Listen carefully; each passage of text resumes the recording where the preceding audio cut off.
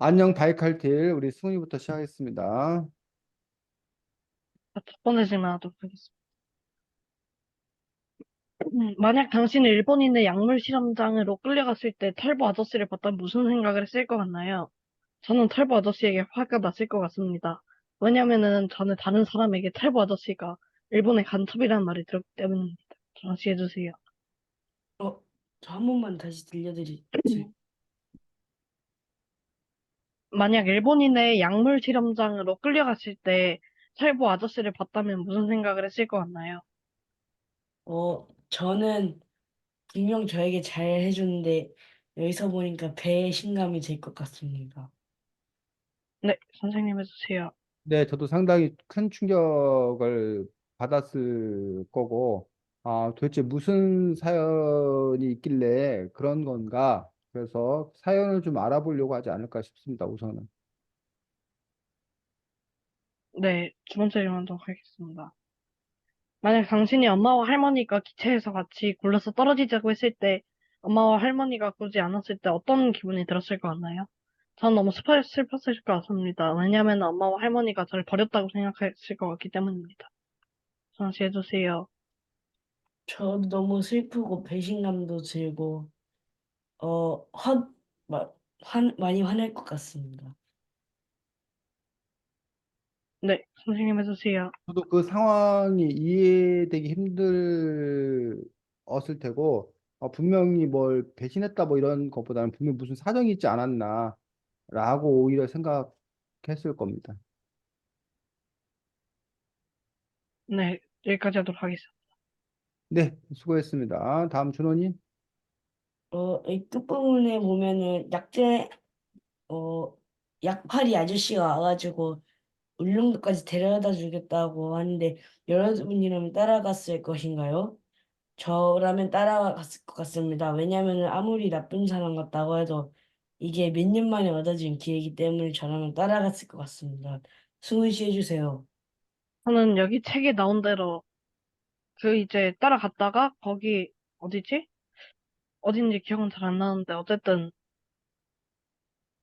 거기 이상한 데 갔을 때 그때 좀 이상함을 느끼고 다시 저 혼자서 집으로 돌아갈 것 같습니다. 네, 선생님 해주세요. 네, 저도 아마 사람을 좀 잘 믿는 편이어서, 그리고 그 당시도 상당히 절박한 상황이었기 때문에 따라갈 수밖에 없지 않았을까 싶습니다. 네, 두 번째 질문 하겠습니다.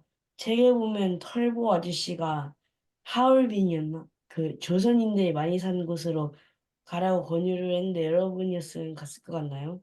저라면 갔을 것 같습니다. 왜냐면은 털보 아저씨가 지금까지 잘해줬기에 믿을 만한 사람이어서 저라면은 털보 아저씨를 막 믿고 하얼빈에 갔을 것 같습니다. 승훈 씨 해주세요.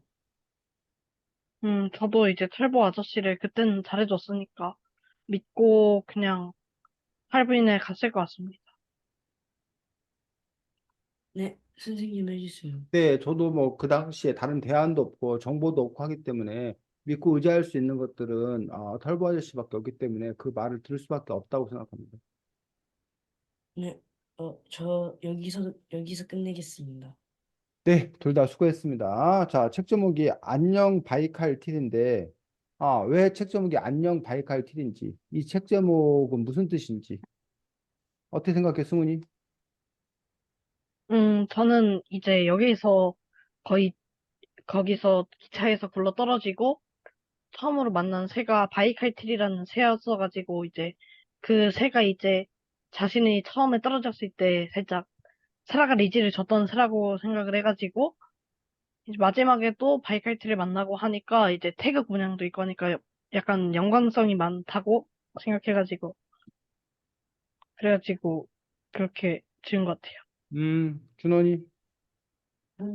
선생님처럼 바이칼틸이 이제 열차에 떨어졌을 때 가장 큰 의지를 준 친구여서. 음, 자, 아, 바이칼틸이, 그, 우리말로는 혹시 뭔지 알아? 바이칼틸. 바이칼틸이 우리말로는. 아, 태그? 뭐였지? 자, 26쪽 보겠습니다. 책 어디 있었지? 아, 여기다. 책 26쪽 밑에서 다섯째 줄 읽어보겠습니다. 찾은 사람. 가창오리요.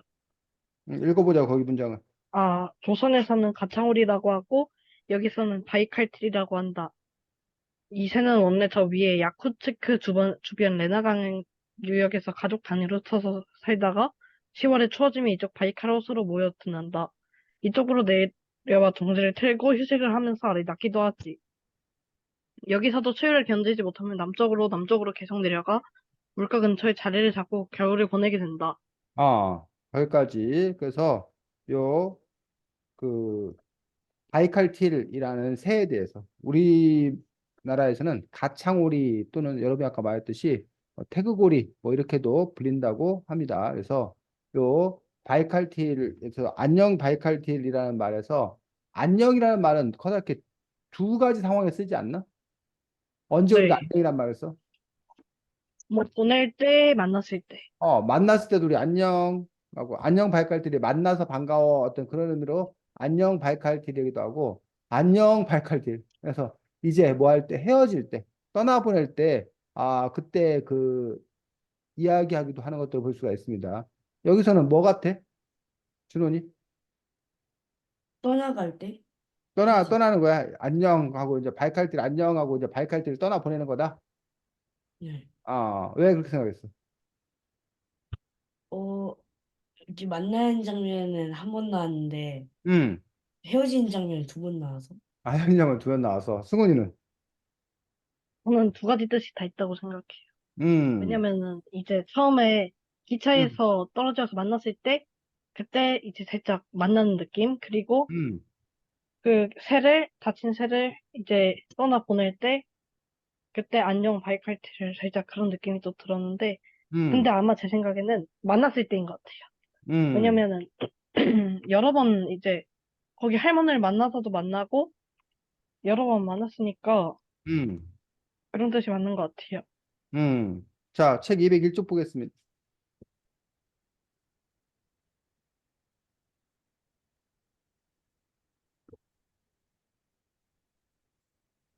자, 거기 한번 읽어보겠습니다. 준원이가 201쪽. 네. 어, 뒤돌아보니 새봄이가 하늘을 향해 두 손을 흔들어 소리치고 있었다. 하늘에서는 바위칼길이 멋지게 분모를 펼치고 있었다. 나도 다가가 새봄이 옆에 서서 그들을 향해 손을 흔들어 주었다. 안녕 바위칼길 잊지 않을게. 아, 그래서 그 바이칼틸에 대한 어떤 그러한 반가운 마음, 이 들지 않았나. 그래서 안녕, 새 안녕하고 안녕 바이칼틸 뭐 이런 식으로 새에 대한 어떤 그런 반가움, 이런 마음들을 표현하고 있는 걸 볼 수가 있습니다. 그래서 요 책 27쪽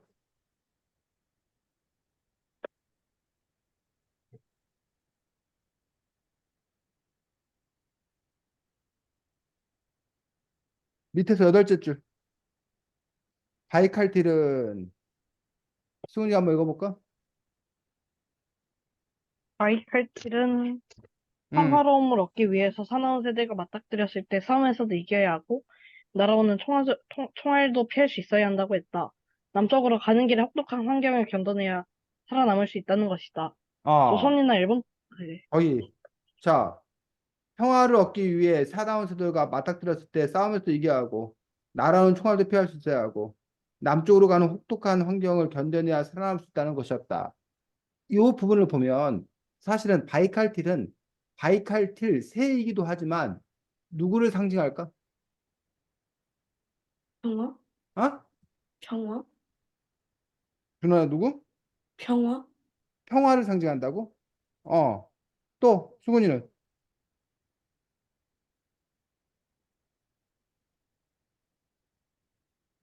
바이칼틸이요? 바이칼틸이 뭘 나타내? 요 이야기가 뭘 나타내는 것 같아? 시작, 응? 반가움? 반가움? 음. 자, 선생님 보기에는 이 바이칼틸은 주인공이야. 주인공 그 자신이야. 왜 쌤이 음, 주인공 자신이라고 그럴까?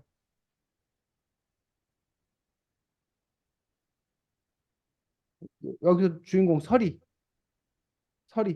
자신이라고 볼 수 있어. 왜 쌤이 바이칼길이 설이라고 하는 걸까?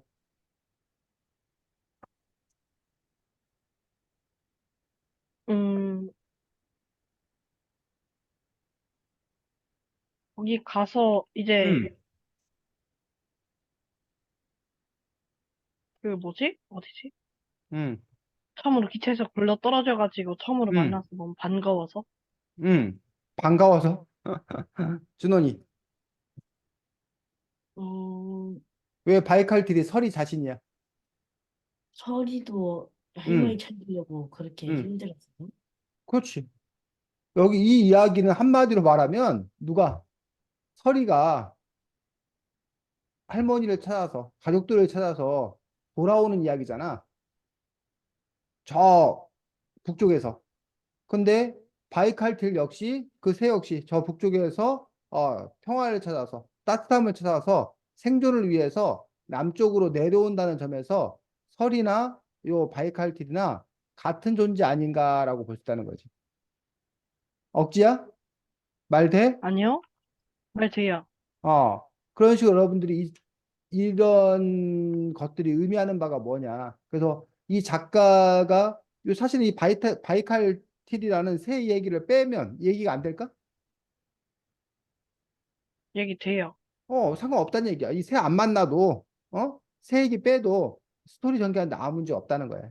근데 바이칼딜이라는 새 이야기를 쓰는 것들은 그 바이칼딜이라는 새 이야기를 통해서 바로 요 주인공을 다시 이렇게 보여주는 그런 의미가 있는 것들을 볼 수가 있습니다.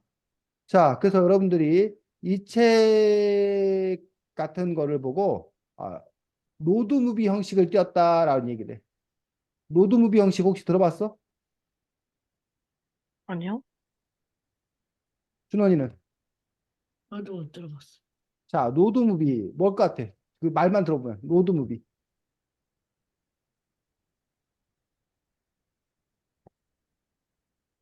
로드무비. 쌤 발음이 안 좋나? 로,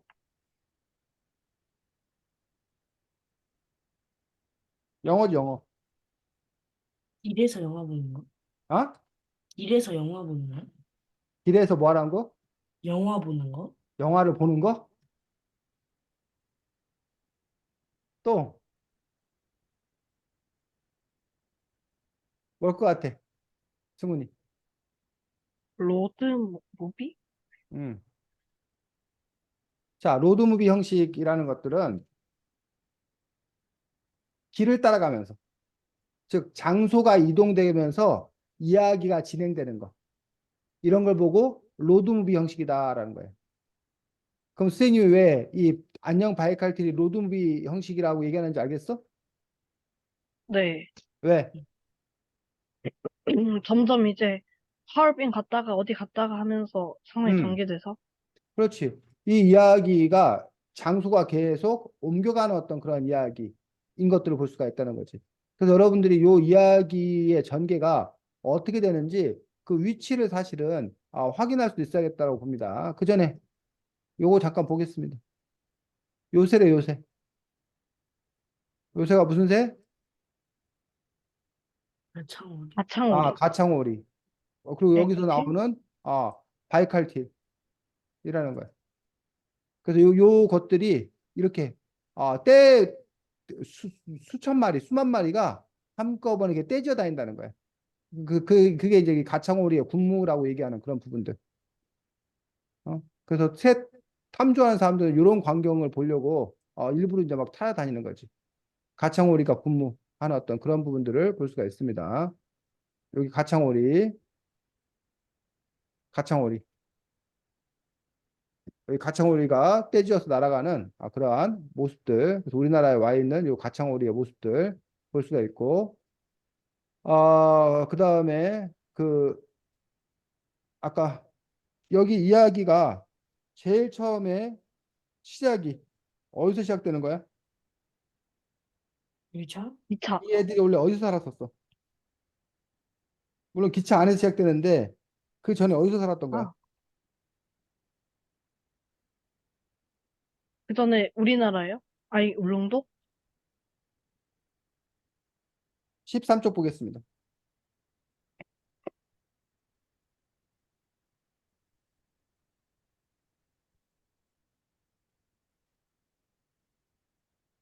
어디 살았다고?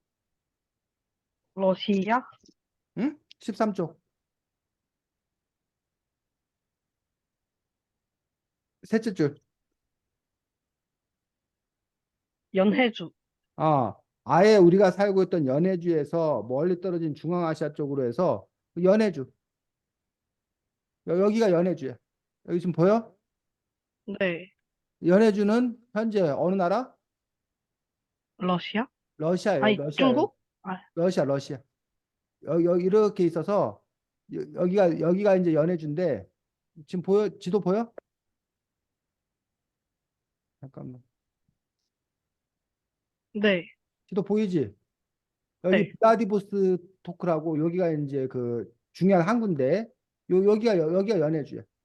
여기 지금 여기 일대가 이제 연해주 이걸 볼 수가 있는데 우리 여기가 이제 북한이지. 여기 우리나라인데 우리나라와 경계하고 있는데 이쪽은 러시아 땅이야 이게 다. 이 검은 선 이렇게 돼 있는 거 보이지? 검은 선 이렇게 여기 선 돼 있는 거 보여? 이쪽은 어디야? 네. 중국이야, 중국? 중국. 여기 하얼빈 나오고 그러는데 여긴 중국이야. 여기 우리나라고. 그래서 우리나라 여기 함경북도인데 이쪽에 연해주 쪽은 여기 러시아, 여기는 중국. 그래서 우리가 일제 침략을 당해서 우리나라에서 독립운동하기 힘든 사람들이 우리나라 살기 힘든 사람들이 이쪽 연해주라던가 이쪽에 이제 마주 쪽, 간도 뭐 이쪽 지역으로 이제 많이 가서 이렇게 살았던 그런 분을 볼 수가 있고 여기가 이제 옛날에는 영토가 어디 영토였어? 우리 옛날 역사적으로는 이쪽은 고구려였고 나중에 이쪽 영토가 혹시 어디 영토인지 알아? 발해?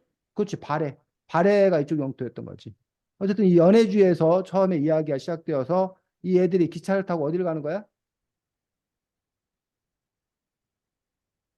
아, 연해주에서 기차 타고 어디까지 가? 카자흐스탄? 어?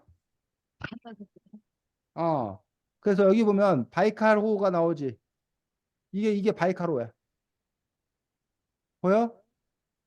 네. 여기 바이칼호. 그래서 여기가 연해주고 여기가 바이칼호고. 그 다음에 이 책에 또 나오는 데가 카자흐스탄 나오잖아. 카자흐스탄 나오지? 네. 요 카자흐스탄 여기까지 간 거야, 여기까지. 여기서부터 여기까지 기차 타고 카자흐스탄. 그래서 여기서 이렇게 가는 이야기. 그리고 이 카자흐스탄에 다시 뭐 하는 이야기? 돌아오는 이야기.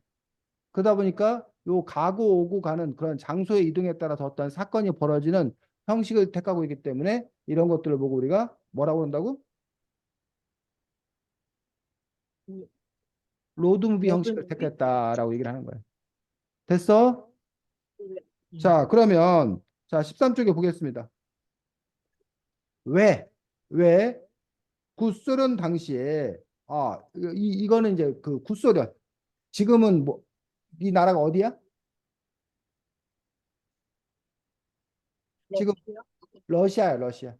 근데 원래는 우즈베키스탄, 카자흐스탄, 키르기스탄 이런 나라들이 사실은 예전에는 다 뭐였다는 거야? 소련, 소비에트 연방 해가지고 그래서 이제 옛날에는 소련이었다 해서 구소련이라고 부르는 거야. 근데 그 소련이 공산주의가 붕괴되면서 소련이 해체된 거야. 그러면서 아까 지금 말했던 여러 나라로 러시아를 비롯한 여러 나라로 이게 쪼개진 거지. 어? 지금 러시아가 어느 나라랑 전쟁하고 있어? 우크라이나?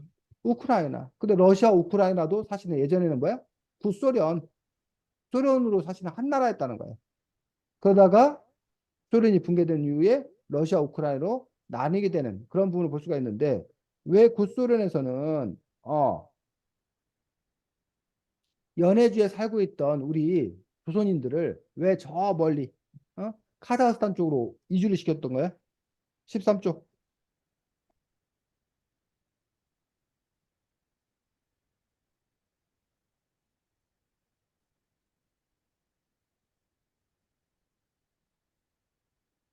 13쪽에 뭐라고 나와 있어?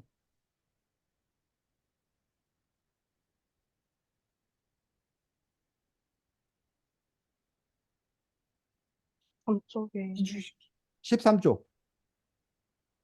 일본인과 조선인이 구분되지 않아서 그게 뭔 말이야? 일본이랑 그때 전쟁하고 있었으니까 누굴 음, 죽여야 될지 몰라서 누굴 죽여야 될지 몰라서? 또, 준호이는 어떻게 생각해? 어 이주시키려고? 그러니까 왜 이주를 시켰냐고. 왜 이주를, 왜 거기 연희주에서 잘 살고 있는 조선인들을 왜 저기, 카자흐스탄 그 먼 서쪽으로 이주를 시켰냐고. 조선인인지 일본인지는 모르겠지만 그냥 벌 주려고? 그러니까 조선인지 일본인지 구분이 안 돼서 라고 이렇게 돼 있는데 왜 조선인지 일본인지를 구분해야 되냐고. 구소련이. 걔네랑 싸우고 있었어. 누가 싸우고 있는데. 일본이랑 쏘는. 러시아랑 일본이. 자, 그럼 여러분 역사적 배경을 보면 사실 이 책이 좀 헷갈리게 써놨어. 러시아, 일본, 러일 전쟁은 그 전에 한참 전 얘기야. 그래서 러일 전쟁에서 우리나라 누가 이겨? 네. 일본, 일본이 이겨. 일본이 이기는 바람에 조선에서 러시아가 손을 떼야 돼. 힘을 잃어. 그래서 결국 일본이 뭐 한 거야? 러일 전쟁에서 승리한 다음에 을사조약 알아? 어, 을사늑약. 네. 을사조약이 뭐야? 강제로 체결된 거 아니야? 강제로 체결됐지. 근데 그 조약의 제일 중요한 내용이 뭐야? 일본이 조선의 외교권을 빼앗은 거지. 아, 외교권을 박탈한 거지. 그러면서 그 한 나라가 그 나라임을 인정받기 위해서 제일 중요한 게 두 가지야. 하나 외교, 또 하나 국방. 근데 그 외교권을 뺏어버린 거야. 그리고 그 다음에 군대도 해산시켜버린 거야. 그러고 나서 이제 일본이 아예 노골적으로 조선을 침략한 거지. 빼앗은 거지. 식민지화 시킨 거지. 그런 그 상황이 전개됐다는 얘기야.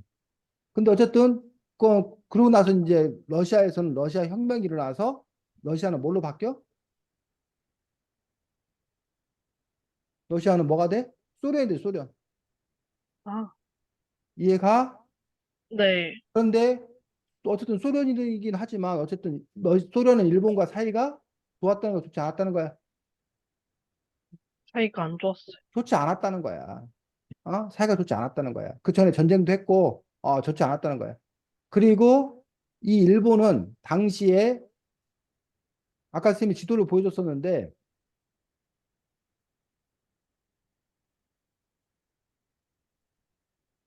자, 일본이 여기 조선을 식민지화 시켰어. 그 일본 여기서 끝나지 않고 이 중국 땅 여기도 다 뭐 하려고 그랬어? 차지하려고 그랬어. 그래서 여기에 만주국, 괴뢰국을 세우기도 하고 그다음에 이 조선 우리나라에 있던 사람들 중에는 우리 여기 한반도에서 독립운동하기가 너무 힘든 거야. 일본이 너무 심하게 탄압을 하니까. 이 사람들이 어디로 옮겨갔냐면 연해주나던가 이쪽 아까 말했듯이 이쪽에 만주 이쪽으로 옮겨간 거야. 그래서 이쪽에 독립운동을 전개한 거야. 그러니까 일본은 요 독립운동을 전개하는 이 사람들을 뭐 해야 돼? 소탕해야 되잖아. 그러니까 여기 넘어가서 소탕을 한 거야.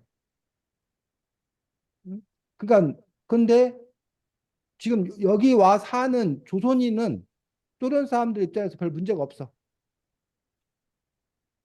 자기 나라와 협력하기 때문에. 근데 누가 문제라는 거야? 일본인 간첩들이 문제라는 거야. 근데 그 일본인 간첩이 누구랑 똑같다는 거야? 음, 조선인이랑 똑같다는 거야. 그러니까는 이게 일본인 간첩인지 조선인지를 뭐 하기 힘들어? 부분. 구분하기 힘들다는 얘기예요. 근데 여기서 조선인들 다 옮겨가 버리면 여기에서 조선인처럼 생긴 사람은 다 뭐라고 생각하면 돼? 자, 여기 있는 조선인을 다 옮겨갔어. 이쪽으로. 카자흐스탄으로. 그럼 여기서 조선인처럼 생긴 사람이 있어. 그럼 그 사람은 누군 거야? 일본. 일본인인 거지. 그러니까 일본인들을 뭐 하기 쉽다는 거야? 간첩을 잡기가 쉽다는 거야. 말 돼, 안 돼? 어? 안 돼요. 말 안 돼? 소련 사람 입장에서 그게 말 안 돼? 저요.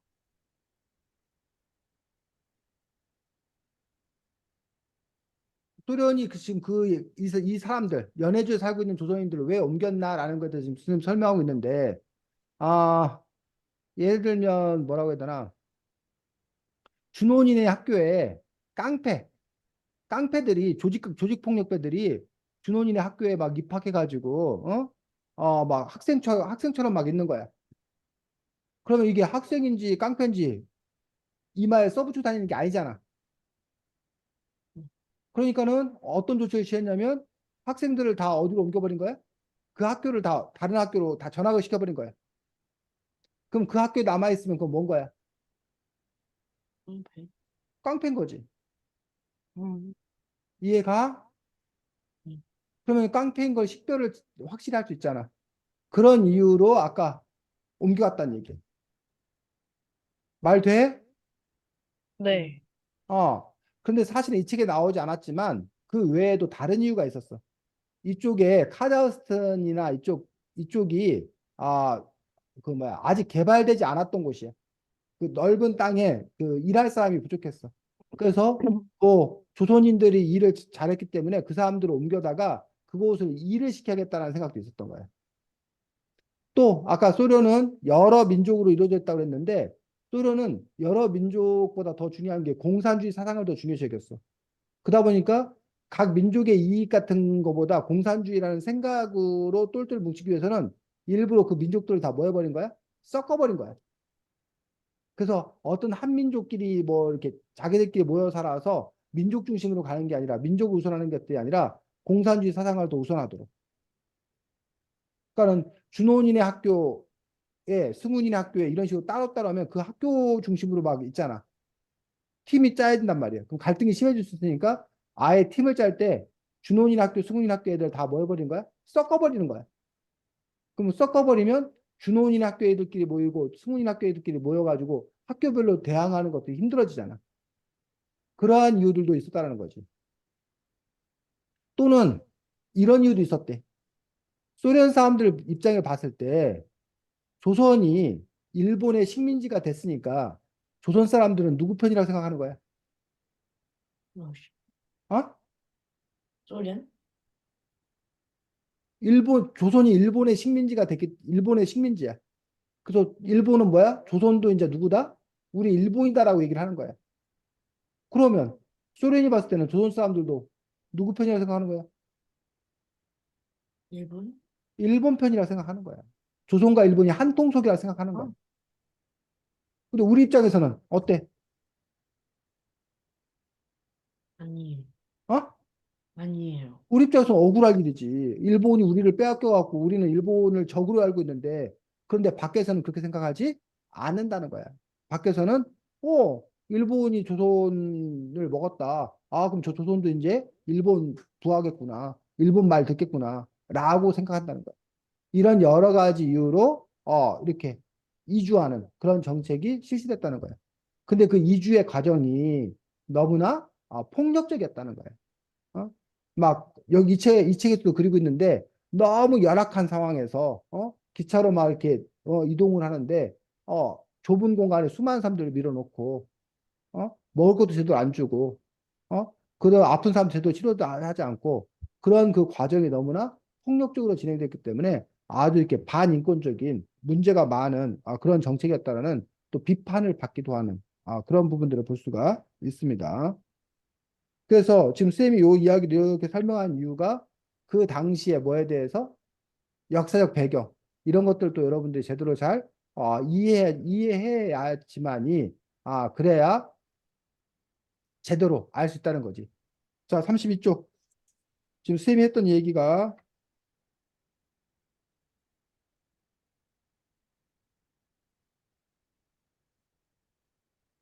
네. 자, 읽어보겠습니다. 32쪽.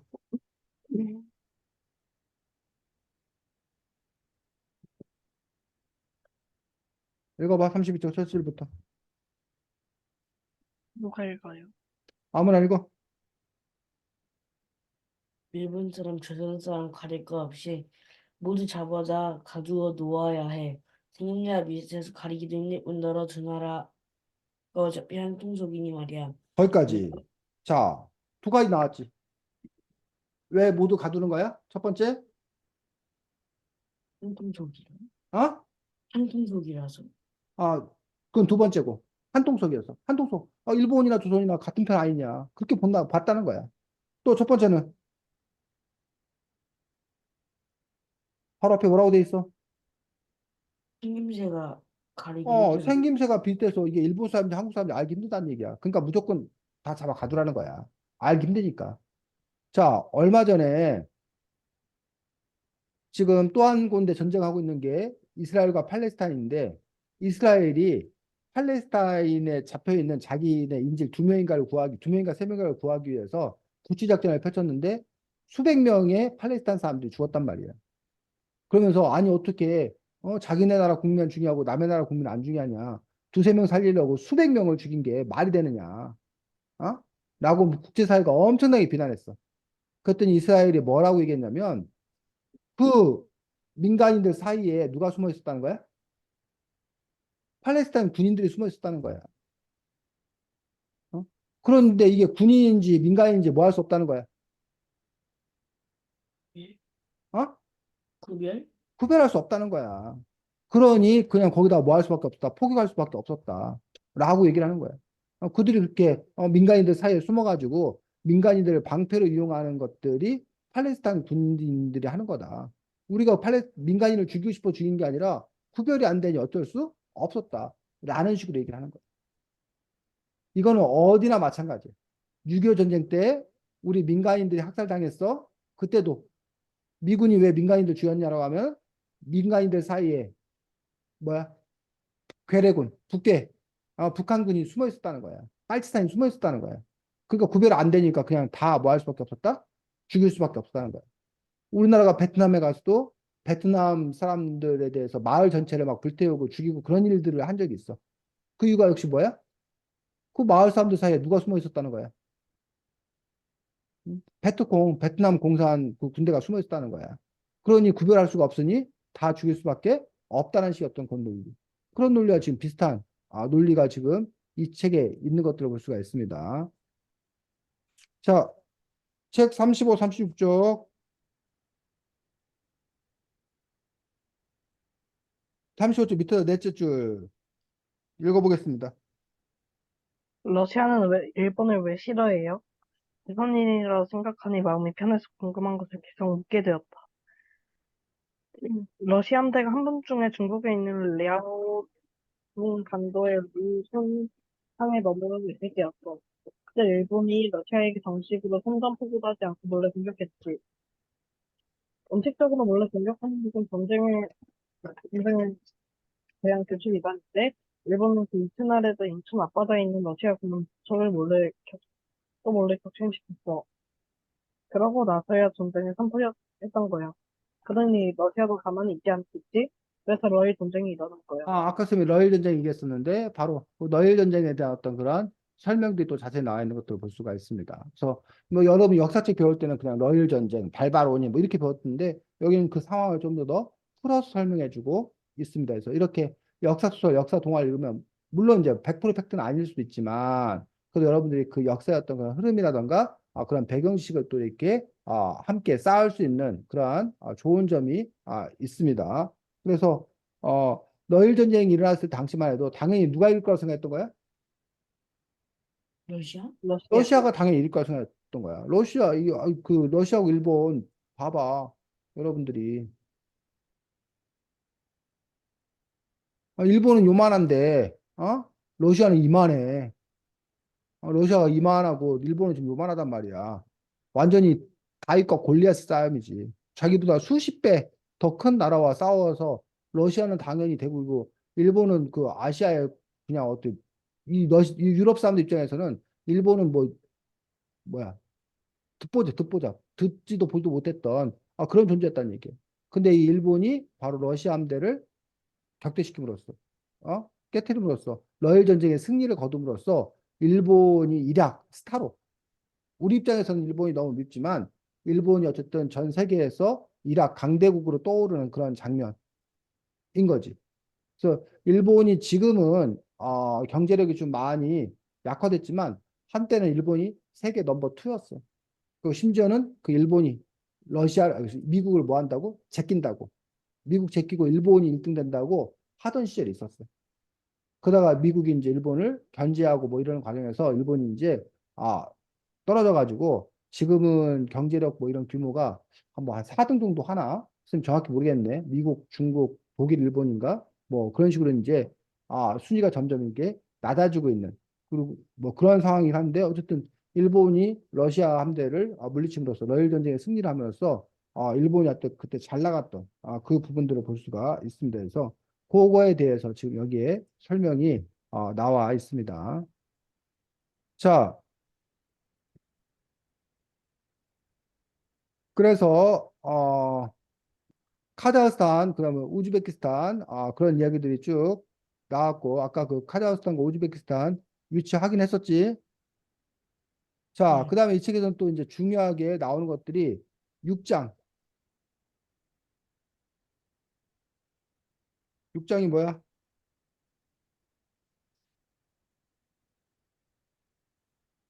6장. 6장 제목이 뭐야? 6장. 110쪽. 지옥의 실험실? 요 지옥의 시험실은 뭘 얘기하고 있는 거야? 일본의 그 생체 일본인이 실험. 음, 한국인들 잡아다가 몰래 음, 실험시킨 거예요. 일본이 바로 이른바 생체 실험. 생체 실험이 뭐야? 준호니? 살아있는 채로 실험하는 거? 아? 실험하는 거. 사람을 살아있는 채로 실험하는 거. 왜 그렇게 하는 거야? 약 같은 거 개발해야 돼서 무기나? 약 같은 거 개발하는데 왜 생체 실험을 해? 어, 사람한테 해서. 인간, 결국은 그 약이 효과가 있나 없나를 알려면 결국은 누가 써봐야 되는 거야? 사람이 사람이야. 써봐야 되는 거야. 근데 처음부터 그 약이 밝히지 않은 상태 속에서 사람한테 쓰면 그게 상당히 위험하잖아. 그러니까 그 전에 무슨 실험을 거쳐? 생체 실험? 어? 생체 실험? 그러니까 생체 실험 사람들한테 하기 전에 그 전에 무슨 실험을 거치냐고. 처음부터 사람들한테 그런 약물 투여나 이런 실험하지 않는다는 거야. 먼저 무슨 실험? 동물, 동물 실험. 보통은 뭐? 무슨 동물? 쥐, 쥐, 돼지, 뭐 이런 것들에게 먼저 실험을 해. 그래서 어느 정도 안전성이 확보된 다음에, 그 다음에 사람들한테 실험을 한다는 얘기야. 그런데 그렇게 되면 두 가지 문제가 있다는 거야. 실험하는 기간이 길어져, 짧아져. 응? 이러죠. 동물들 실험하고 실험, 사람들 실험까지 하려면 그냥 사람들 실험하는 길어져요. 거에 비해서 시간이 길어져, 짧아져. 이러죠. 길어져요. 당연히 길어지지. 동물 시험 앞에서 해야 되니까. 두 번째로는 비용, 돈이 어느 게 더 많이 들어? 생체 실험을 하나만 하는 게 더 많이 들어? 아니면 동물 실험하고 그다음에 인간 실험하는 게 더 많이 들어? 동물 실험하고. 동물 실험하고 사람 실험하기까지 그 과정이 기니까 그 박사도 월급 줘야 되고 뭐 이러다 보니까 비용이 많이 든다는 얘기예요. 근데 바로 사람한테 생체 실험 해버리면 비용도 조금 들고 시간도 대폭 단축된다는 거지. 단 문제는 그 사람한테 뭐가 있는 거야? 부작용이 있을 수 있다는 거지. 사람의 목숨이 위험할 수 있다는 거지.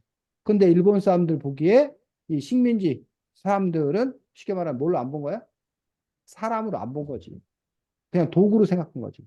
그래서 잡아다가 생체 실험을 해서 바로바로 그 효과가 있는지 부작용이 있는지를 바로바로 확인할 수 있었던 거예요.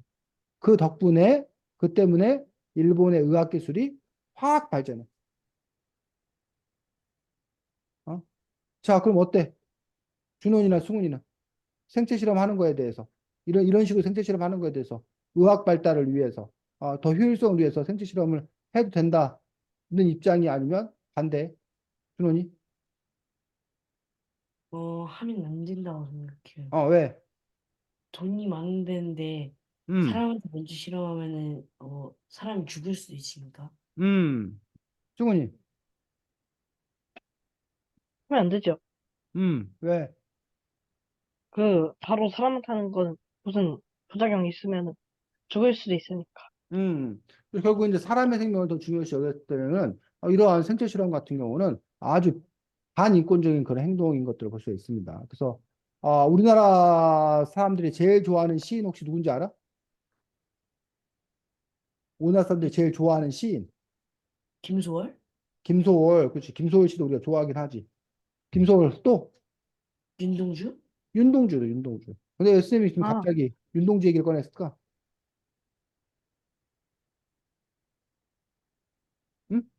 윤동주 얘기를 왜 꺼낸 것 같아? 윤동주가 이동주가 어, 전에 백령도에서 아? 그 양로 실험 받아서 자, 윤동주도 아주 젊은 나이에 죽었는데 윤동주가 일본에서 유학생 시절에 체포가 돼. 뭐 독립운동 그런 혐의로 체포가 돼. 그런데 윤동주가 바로 이렇게 생체 실험의 대상 아니었나? 어? 그래서 감옥에 갇힌 어떤 그 조선인들 이런 사람들 대상으로 생체 실험을 막 했다는 거야. 그래서 어쨌든 이 이야기 이 책에서는 바로 그 일본의 어떤 그러한 만행, 잘못 이런 것들을 이 책 안에서 폭로하고 있기도 하다는 거지. 자, 또 하나 일본이 저지른 엄청난 잘못, 엄청난 만행이 이 책에서 하나 또 폭로되고 있는 게 있지. 뭐, 후쿠시마 오염수? 아? 후쿠시마 오염수? 이 책에도 후쿠시마 오염수 얘기가 나와? 아, 어, 또? 158쪽, 159쪽. 책 읽어보면.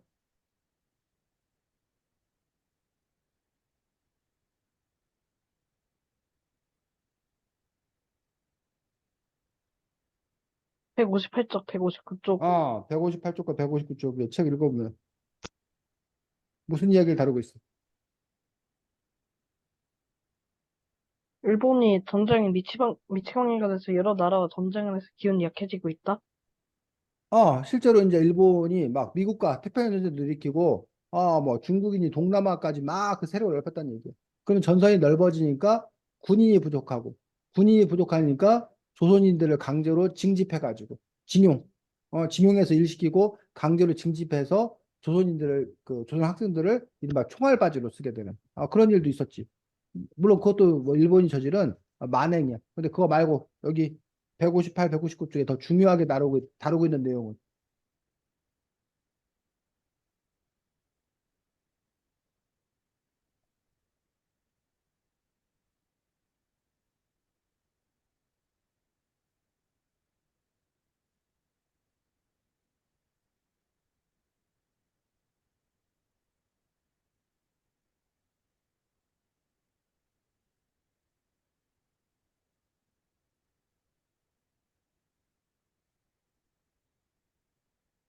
자,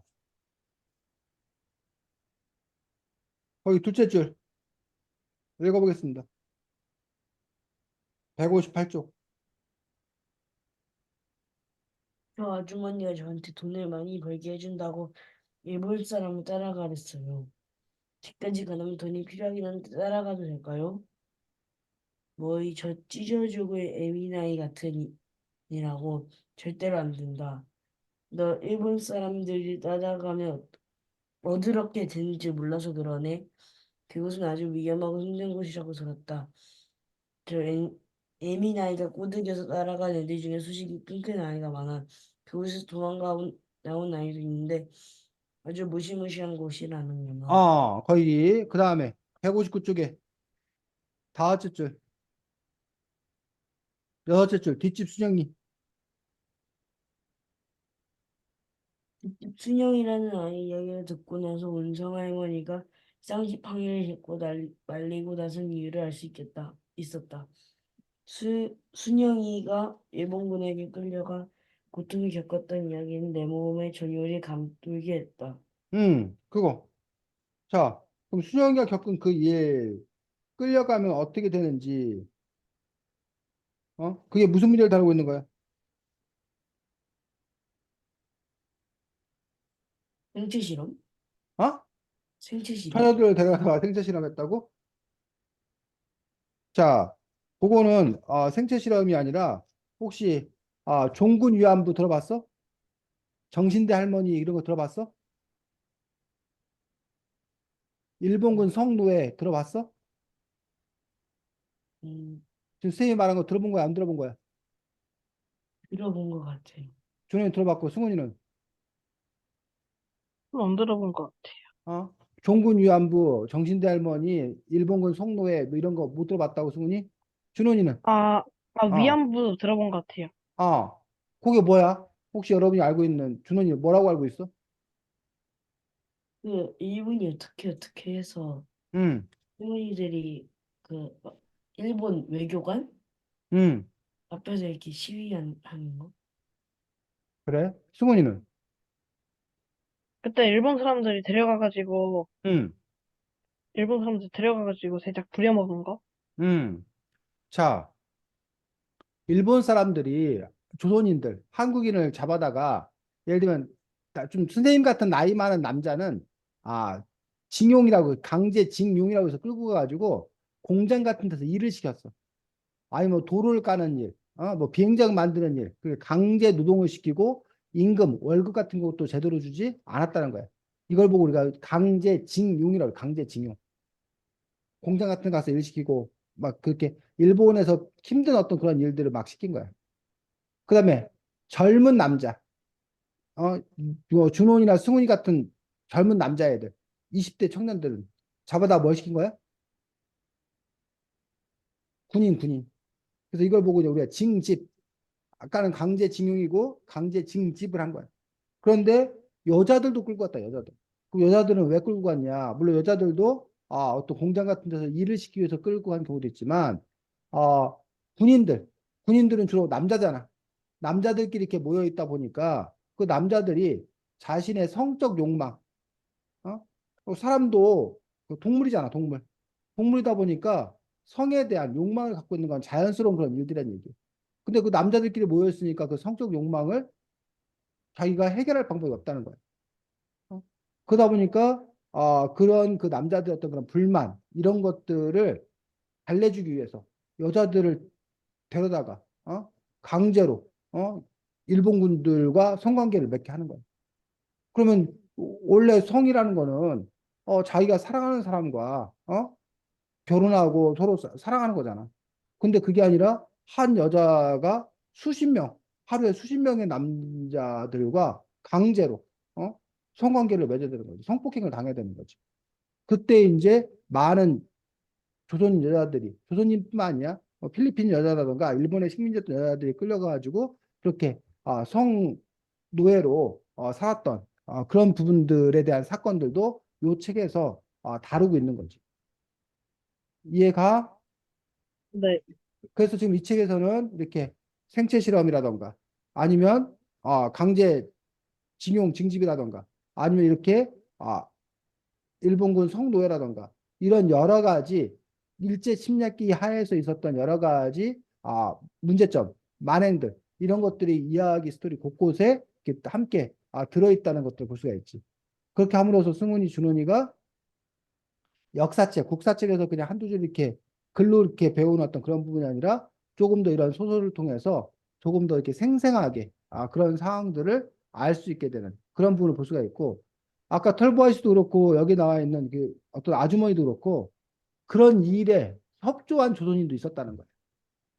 우리 한국 사람들 중에는 그러한 일에 협조했던 어떤 그런 사람들도 있었다는 거예요. 일본 사람들이 무조건 혼자서 막 한 것이 아니라 우리 사람들이 다 독립운동한 게 아니라 누군가는 일본에게 협력해서 오히려 일본의 앞잡이로 살았던 그런 사람들의 이야기도 여기에는 함께 나오고 있는 것들을 볼 수가 있습니다. 됐니? 음, 네. 자, 그 다음에 128, 129쪽.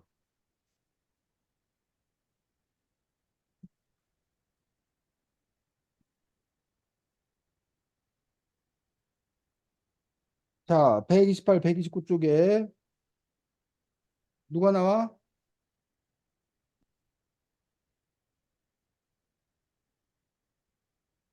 요 129쪽에 요 그 뭐야? 종이 종이를 건네준 사람이 누구야? 할보 아저씨요. 혈부 아저씨야? 예? 종이요? 종이를 건네준 사람. 종이 곧바로 큰 길로 나가서 오른쪽으로 무작정 가라. 네 걸으면 3, 4일 정도 걷다 보면 조선인이 살고 있는 마을이 나온다. 꼭 살아라. 요걸 준 게 누구냐고. 일본 군인? 어? 일본 군인? 젊은 일본 군인이었어. 젊은 군인이었어. 근데 그 젊은 군인이 결국 나중에 누구로 밝혀진 거야? 할보 아저씨요. 털보 아저씨? 아닌가? 175쪽. 175쪽.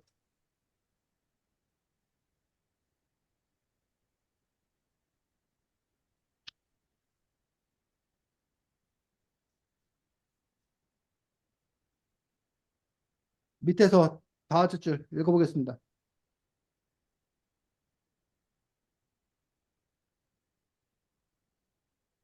밑에 셋째 줄부터 읽어. 밑에 셋째 줄. 뒷부분 읽어. 문성 할머니는 털보가 자기 아들 때문에 어쩔 수 없이 일본 편이 되어 있는 걸 모르고 있는 듯했다. 털보에 대해 아무것도 모르는 할머니는 그를 향해 계속 손을 들었다. 털보를 먼 곳에서 바라보니 하얀 생체 실험장에서 보았던 젊은 군인과 겹쳐졌다. 그 젊은 군인을 보고 내가 알고 있는 누군가를 많이 닮았다고 생각했던 수수께끼가 이제야 풀린 것 같았다. 자, 그러면 그 젊은 군인 누구야?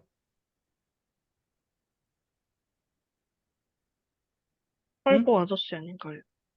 털보 아저씨라고? 야, 털보 아저씨가 아닌가요? 갑자기 젊어져갖고 젊은 군인이 된 거야? 아, 할머니 아들? 할머니 아들? 어? 털보 아들? 털보 아저씨. 털보 아저씨 아들이지. 아, 그래요? 어, 그 털보 아저씨가 왜 저기가 된 거야? 일본 편이 된 거야? 자기 아들 때문에? 그러니까 자기 아들이 왜 어째서?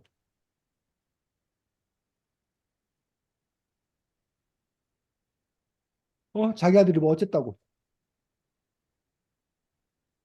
이 아들이. 일본군들이 털보 아들을 잡아가면서 너가 우리한테 협조하지 않으면 네 아들을 뭐 하겠다? 죽이겠다? 죽이겠다, 해코지하겠다. 이런 식으로 하니까 털보 아저씨는 뭐 할 수밖에 없다는 거야? 일본군에게 협력할 수 일본 편에. 없다는 거지. 왜? 그래야 뭐 할 수 있으니까. 살 수 있으니까, 아들을. 자기 아들을 살릴 수 있으니까. 자기 아들이 살 수 있으니까. 어때, 준호니? 털보 아저씨의 선택이. 어, 아들을 살리기에 그런 거는 괜찮은 것 같다 생각해요. 아들을 살리기 위해서 그런 건 괜찮다. 승훈이는. 아무리 그래도 이제 일본이 그렇게 협박을 하는데, 아들 보고 일본 편을, 아니, 자기가 일본 편을 하는 건 좀 아니라고 생각해요. 그러면 나중에 승훈이 승훈이는 나중에, 네 아들이, 너가 협조하지 않으면 네 아들을 죽이겠다. 그래도, 그럼 승훈이는 그러겠네? 죽이려면 죽여라. 맘대로 해라. 난 내 뜻대로 하겠다. 또는 승훈이 아버지가 협박을 받았어. 어? 너 우리한테 협력하지 않으면 승훈이 네 아들 없애버리겠다. 그러면 승훈이 아버지가 그래라. 내 아들 없애려면 없애라. 난 니들한테 협력 안 한다. 난 내 뜻대로 하겠다. 라고 하면 어떨 것 같아, 승훈아? 저는 그래도 무서워도 이제 살짝 뭐라고 해야 되지? 어, 음, 그렇게 살짝, 어쨌든 언젠가 죽는 거니까, 어. 네, 그냥 나이 들어서 죽는 것보단 그렇게 죽는 게 더 낫다고 생각해요. 그러니까 아버지한테 아버지 올바른 대의를 지키세요. 저 때문에 아버지가 흔들려서는 안 돼요. 제가 기꺼이 뭐 하겠습니다. 죽겠습니다. 이럴 거라고. 네. 그리고 승훈이는 또 나중에 아들한테도 아들아, 내가 너 때문에 내 뜻을 꺾을 수는 없다. 어차피 사람은 죽는다. 좀 일찍 죽는 것뿐이다. 그냥 죽어라. 이렇게 말한다고? 아, 근데 생각해보니까, 어. 제 아들은 괜찮은데, 저는 좀 어려울 것 같아요. 아들한테는 죽어라 이러는데 승훈이가 아버지한테는 아버지가 좀 이렇게 타협하세요. 전 살아야겠어. 이렇다고? 네. 왜 달라? 저는 이제 좀 살짝 죽는 게 무서우니까. 아까는 그렇지 않았어. 아까의 승훈이는 어디 가고 지금의 승훈이는 뭐가 달라진 거야? 살짝 생각을 살짝 다르게 하면 돼요. 아, 자, 사실은 쉽지 않고 너무나 뭐 이렇게 결정하기 어려운 어떤 그런 문제들이지. 또 어쨌든 그런 상황에 당연히 안 부딪혀야 되는데 우리가 살다 보면 그런 뜻밖의 상황에 부딪힐 수밖에 없고 그럴 때 우리는 어떠한 가치관을 갖고 살 것인가. 그리고 그런 사람이 옆에 있었을 때 그를 어디까지 이해할 거냐. 아니면 그에 대해서 배신자라고 단죄를 할 거냐. 이런 부분도 우리가 한번 또 고민해 볼 수 있는 지점이 있습니다. 자, 오늘은 안녕 바이칼틸이라는 책을 함께 봤고, 다음 주에는 유럽은 왜 빵빵할까라는 책입니다. 자, 유럽은 왜 빵빵할까? 책 제목 보니까 뭐가 생각나, 준원이? 유럽이요. 아, 유럽이 근데 유럽은 왜 빵빵할까라는 제목이 어떤 뜻 같아? 유럽 은행이요? 유럽은 왜 빵빵할까? 유럽이 왜 어? 빵을, 유럽이 빵이 유명하니요? 아, 빵이 유명해서. 승훈이, 왜 제목이 유럽은 왜 빵빵할까요? 아, 저도 이제 유럽에서는 이제 살짝 옛날에 산업혁명을 좀 먼저 했듯이 이제 살짝 차 많아가지고 이제 빵빵거리고 음, 그리고 빵이 좀 유명해가지고 빵 그런 게 있을 것 같아요. 차가 많아서 빵빵거리고 또 빵을 먹어서 빵빵거린다. 그러네. 네, 자, 왜 그런지 우리가 다음 주에 그 책을 통해서 그 비밀을 파헤쳐 보겠습니다. 자, 오늘도 수고 많았습니다. 그래도 오늘 목요일이네. 금요일 내일도 잘 지내고 주말도 잘 보내시기 바랍니다. 네. 안녕. 안녕히 계세요. 음.